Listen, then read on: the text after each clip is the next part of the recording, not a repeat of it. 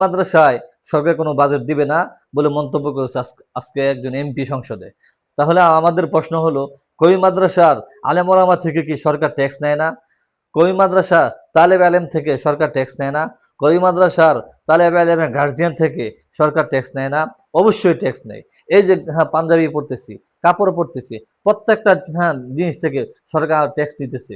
এই যে চশমা পরতেছি, এই যে গাড়ি চালাইতেছি, প্রত্যেকটা জিনিস থেকে সরকার ট্যাক্স নিতেছে। যদি কওমি মাদ্রাসার আলেম ওলামা থেকে ট্যাক্স নিয়ে থাকে, তাহলে কেন তাদেরকে বাজেট থেকে বঞ্চিত করবে? সরকার যে গাড়ি দিয়ে চলে, এই গাড়িটাও আমার আপনার ট্যাক্সের টাকায় কিনা। সরকার যেই টাকায় এমপি মন্ত্রীদের বেতন দেয়, এটাও কওমি মাদ্রাসায় ওলামায়ে কেরামের ট্যাক্সের টাকা তার মধ্যে অন্তর্ভুক্ত আছে।